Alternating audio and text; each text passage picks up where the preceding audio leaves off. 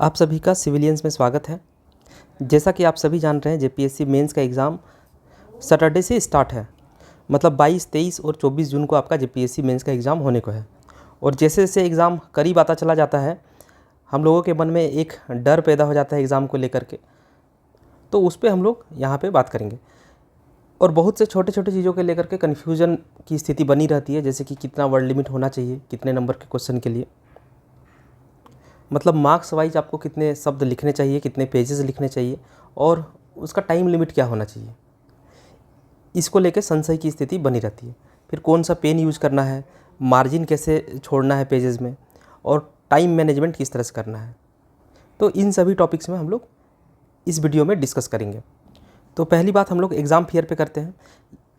Exam को लेकर के जो डर है, ये बिल्कुल एक स्वाभाविक सी बात है। और इसमें सिर्फ आप अकेले नहीं हो, जितने भी एस्पिरेंट्स एग्ज़ाम दे रहे हैं सभी के मन में एग्ज़ाम को लेकर के डर होता है। और ये एक अच्छा सिंबल भी है कि आप कहीं ना कहीं सीरियस स्टूडेंट रहे होंगे, मेहनत से 1-2 साल पढ़े होंगे, तभी आपको एग्ज़ाम में जो फेलियर का डर है वो सता रहा है। और जिन्होंने कभी पढ़ा ही नहीं, उनको तो डर लगता ही नहीं है। तो एग्ज़ाम फियर होना एक ठीक ठाक बात है, लेकिन इसका ज़्यादा मात्रा में होना आपके लिए नुकसानदायक हो सकता है। अब यहाँ पे इस चीज़ को कम करने के लिए क्या करना चाहिए या फिर क्या सोचना चाहिए, ये मैं आपको बता रहा हूँ। जो हम अपने समय मतलब 7th जेपीएससी के दौरान हम सोचते थे, उसी चीज़ को आपके सामने बताऊँगा। जैसे आप सोचिए कि इस एग्ज़ाम में अपीयर होने वाले जितने भी सीरियस स्टूडेंट्स हैं, जिनसे आपका कंपटीशन है, वो सभी के मन में डर है। इसका मतलब सब के सब कहीं ना कहीं डर के एग्ज़ाम दे रहे हैं, मतलब डरपोक है। तो डरपोकों से क्यों डरना? आप अकेले तो है नहीं जिनको थोड़ा डर है, सभी डरे हुए हैं। तो सभी डरपोक है, सभी डरपोक है, तो आपको थोड़ा कम डरपोक होना है। और ये एग्ज़ाम फियर बहुत देर तक आपका नहीं चलेगा। जैसे ही आप पहला पेपर देंगे, उसके बाद ये डर जो है बिल्कुल टूट जाएगा। क्योंकि आप 10वीं क्लास का एग्ज़ाम दे करके 12th का एग्ज़ाम दिए होंगे, फिर आप ग्रेजुएशन का भी एग्ज़ाम दिए होंगे, तब आप इस एग्ज़ाम में अपीयर होने वाले हैं। तो आप याद करिए, जब आप 10th क्लास का बोर्ड का एग्ज़ाम देने को थे, तो उस समय भी आपको डर सता रहा था। लेकिन जो पहला पेपर में जितना डर के आप गए थे, क्या धीरे धीरे वो डर कम नहीं हुआ था क्या? मतलब ये है कि पहला एग्ज़ाम तक ही डर लगता है, पहला के बाद जैसे दूसरा पेपर होगा, आपका डर ऑटोमेटिकली कम हो जाएगा। और आप लोग इस चीज़ को फील भी किए होंगे 10th के एग्ज़ाम में, 12th के एग्ज़ाम में और ग्रेजुएशन के एग्ज़ाम में। तो ये कोई नया बात नहीं है। और यही चीज़ आपका जेपीएससी मेंस के एग्ज़ामिनेशन में भी होगा। और देखिए, पहला पेपर जो है वो आपका क्वालिफाइंग पेपर है, हिंदी और इंग्लिश का। लगभग लोगों का इसमें अच्छा ही जाता है, क्योंकि इसमें क्वेश्चन जो है 10th लेवल का रहता है। आप जैसे ही फर्स्ट पेपर में अपीयर होंगे, वहाँ पे जो डर है वो आपका ख़त्म हो जाएगा। फिर आपका जो सेकंड पेपर होगा वो आपका लैंग्वेज एंड लिटरेचर है, जिसमें आप लोग ज़्यादातर लोग खोट्ठा रखे होंगे, फिर नागपुरी रखे होंगे। तो ये पेपर जो है सिलेबस छोटा होता है, इसका तैयारी भी आप लोग को हो चुका होगा। तो जैसे ही आप सेकंड पेपर में अपीयर होंगे, आपका डर जो है पूरी तरह से ख़त्म हो चुका होगा। और फिर उसका 3rd, 4th, 5th और 6th ये पेपर में आप इंजॉय करेंगे। अभी आपको लग रहा होगा कि आप जो है बहुत सारी चीज़ें भूल रहे हैं, और ये चीज़ सबको लगता है। लेकिन जैसे ही आप एग्ज़ाम में क्वेश्चंस का आंसर लिखना चालू करेंगे, तो बहुत सारे चीज़ आप जो पढ़े हैं वो भी आपको याद आएंगे। जो आप बहुत पहले पढ़े होंगे, मतलब आज से 5-7 साल पहले पढ़े होंगे, वो चीज़ें भी आपको याद आएगी। और इन्हीं चीज़ों को मिक्स करके आपको एग्ज़ाम में लिखना है। कुछ डेटा जो है आपको याद आएंगे, कुछ डेटा जो है आप भूलेंगे। लेकिन इसके लिए ज़्यादा परेशान होने की बात नहीं है, क्योंकि मेंस एग्ज़ाम जो होता है सिविल सर्विसेज का, इसमें बहुत सारा डेटा और बहुत सारा फैक्ट्स का ज़रूरत नहीं होता। अगर याद आ रहा है तो ठीक, और नहीं याद आ रहा है तो कोई बात नहीं। आप लोग अप्रॉक्सीमेट डेटा लिख करके आगे बढ़िए। जैसे कोई डेटा है, मान लीजिए कि 3,29,000, ये एग्जैक्ट डेटा है, लेकिन आपको सिर्फ 3 लाख ही याद आ रहा है, तो आप लिख दीजिए कि लगभग 3 लाख, या फिर लिख दीजिए लगभग 3.5 लाख। इसमें आपका गलत नहीं होने वाला है। और एग्ज़ाम फियर को कम करने के लिए एक तरीका ये भी है कि आप खुद को ज़्यादा से ज़्यादा बिजी रखें।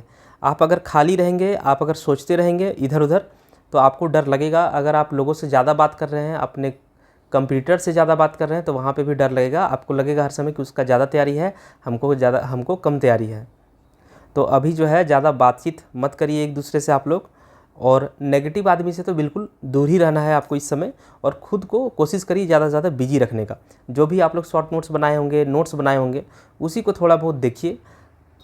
बीच बीच में अच्छे गाने सुने, अच्छे मतलब दर्द भरे गाने नहीं सुनना है आपको।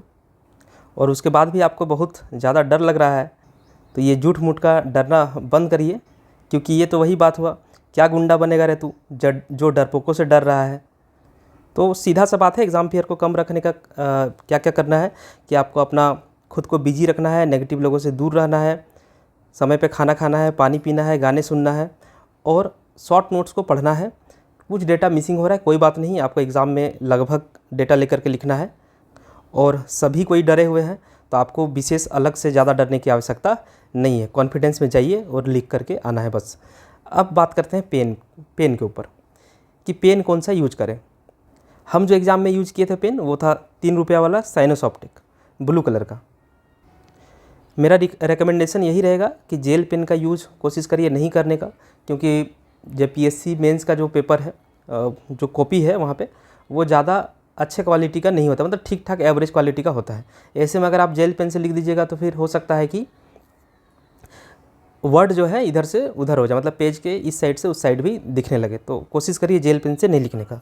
बाकी कोई भी बॉल पॉइंट पेन जो आपको पकड़ने में और लिखने में कंफर्टेबल हो, आप यूज कर सकते हैं। फिर बात करते हैं हम लोग वर्ड लिमिट पे। वर्ड लिमिट कितना होना चाहिए? तो जैसे मान लीजिए कि 32 मार्क्स का कोई क्वेश्चन है जो कि साइंस में है आपका, तो इसके लिए आप 400 से 450 शब्द लिखिए और जो पेजेस होंगे वो आपका 4 पेज पूरा लिखिएगा, और मतलब मान के चलिए 4.25 पेज आप लिखेंगे। इससे क्या होगा कि कुछ जगह खाली रह जाएगा पेज में, तो अगर बाद में आपको कुछ चीज़ याद आएगा तो वो भी लिख सकते हैं, अगर आपके पास टाइम बच जाता है तो, और नहीं तो इतना आपका सफिशिएंट है।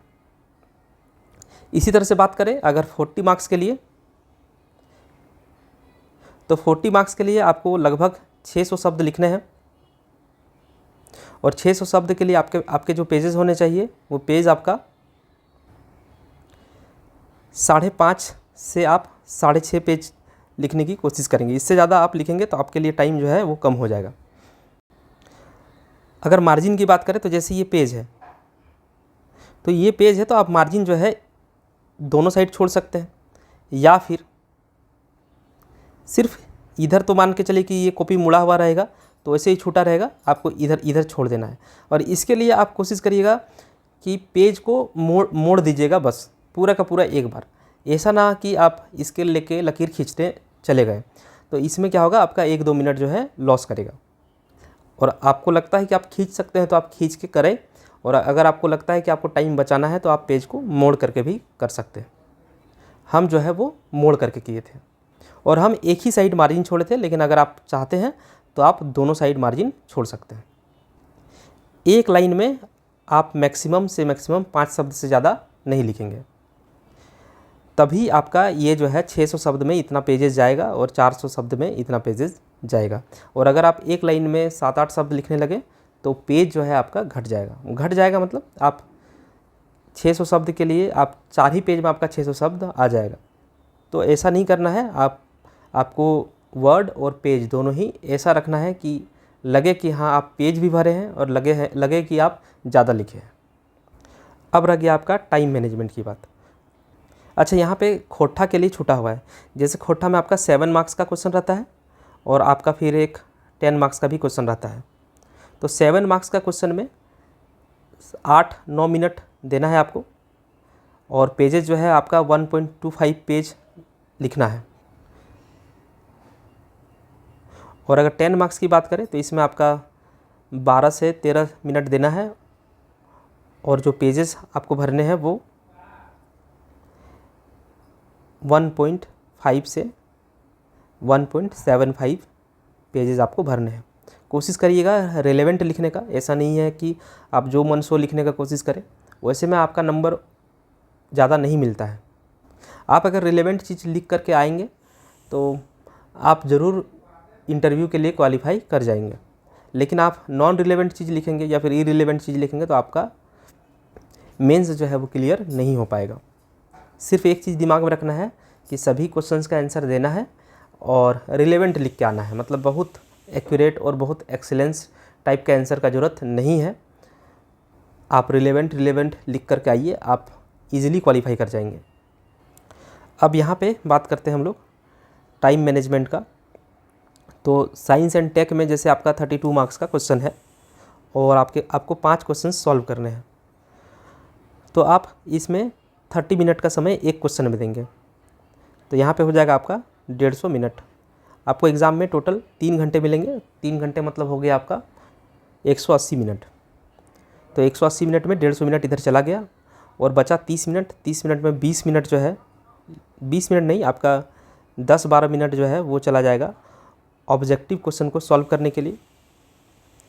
और फिर जो भी आपके पास कुछ समय बच गया है, 15 मिनट 10 मिनट, उसको आप देख लीजिएगा ठीक से पढ़ करके, कुछ छूट तो नहीं रहा है, कुछ मिस्टेक तो नहीं हो रहा है। जैसे हो सकता है रोल नंबर ही आप गलत भर के आ गए, तो वैसे में तो आपका पूरा एग्ज़ाम ही चौपट हो जाएगा। तो वो सब चेक करने के लिए भी थोड़ा सा समय बचा हुआ रहना चाहिए। आपका माइंड जो है शांत रहना चाहिए, तभी वो सब चीज़ पकड़ में आता है। नहीं तो एक छोटा सा मिस्टेक जो है आपका पेपर जो है ख़राब कर देगा। आप लिखे तो बहुत अच्छा है, लेकिन आप रोल नंबर ही थोड़ा बहुत इधर उधर कर दिए, मिस्टेक कर गए, तो उससे सब खत्म हो जाता है। तो इस प्रकार का छोटे छोटे गलतियों पे भी आपको ध्यान देना है। और 40 मार्क्स के जो क्वेश्चन है वो आपके 4 क्वेश्चन है, जैसे कि पेपर नंबर 3, 4 और 5 में 40 मार्क्स के क्वेश्चन 4-4 आपको लिखने हैं। तो उसमें आपको एक क्वेश्चन के लिए 40 मिनट देना है, मतलब 40 मिनट तक आप एक क्वेश्चन को सॉल्व करेंगे। तो 4 क्वेश्चन के लिए कितना हो गया, 160 मिनट हो गया। और बचा 20 मिनट, जिसमें आपका 10 मिनट जो है वो ख़त्म हो जाएगा ऑब्जेक्टिव को सॉल्व करने के लिए, और बच गया आपका 5-10 मिनट, वो आप कॉपी को ठीक से देख लेंगे एक बार। और खोटा वाले के लिए यहाँ पे बता दिए। और सबसे इम्पोर्टेंट बात कि एडमिट कार्ड और आईडी कार्ड आप लोग ले करके ही जाइएगा, नहीं तो एग्ज़ाम हॉल में ही प्रवेश करने नहीं दिया जाएगा। तो चलिए मिलते हैं हम लोग नेक्स्ट वीडियो में, तब तक के लिए धन्यवाद।